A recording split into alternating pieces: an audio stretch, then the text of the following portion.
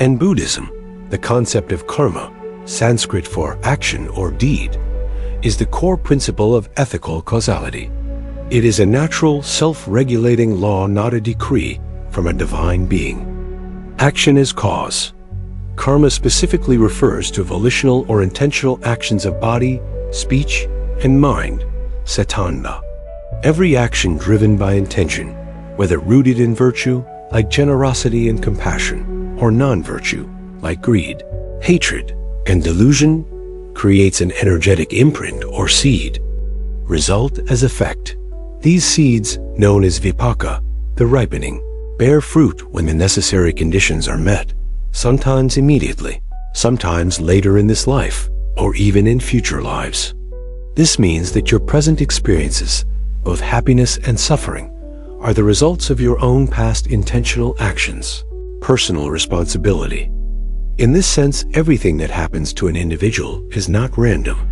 It has a reason in the chain of cause and effect created by that person's own ethical choices. The Buddha's teaching places the full responsibility for one's experiences squarely on the individual's intentions and actions, underscoring the power of present moment choices to shape future outcomes. Meditation is not about stopping your thoughts. That's a common misconception and a guarantee of failure. Instead, it is the radical act of changing your relationship to your thoughts. Conditionality. This law states that all phenomena arise and cease dependent on other phenomena. Nothing exists in isolation or arises without conditions. It's a vast, intricate web of causes and conditions that brings every event into being. This repeated, subtle movement, the noticing and the returning, is where the real revolution begins. With every return, you are flexing a profoundly powerful mental muscle, discernment. You are learning experientially that you are not the thought. You are the awareness that notices the thought.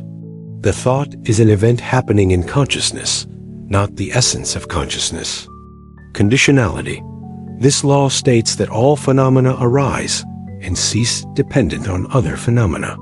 Nothing exists in isolation or arises without conditions. It's a vast, intricate web of causes and conditions that brings every event into being. A reason, not a best plan.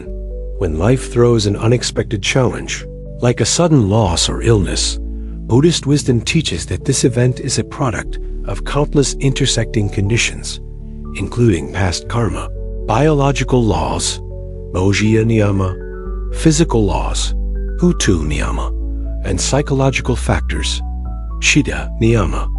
It has a cause or a condition, but this is distinctly not the same as saying it happened, because a higher power planned it to be for the best.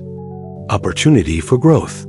Instead of passively accepting a predetermined fate, the Buddhist perspective encourages viewing every event, especially suffering, as an opportunity.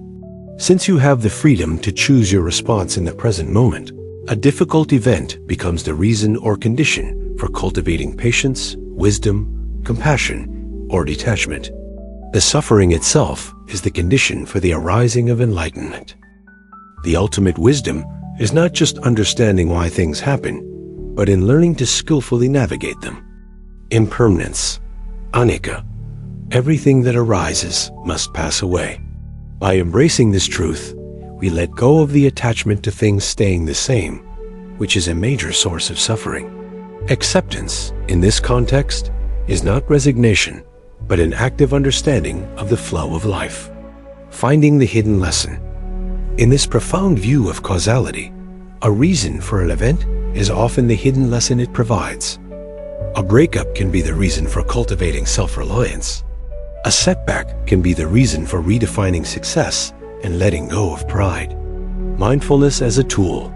By practicing mindfulness, one stays grounded in the present, seeing the causes, conditions, and resulting experience clearly.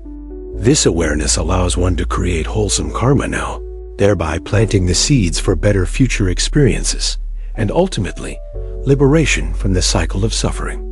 The statement, "everything happens for a reason," is therefore reframed.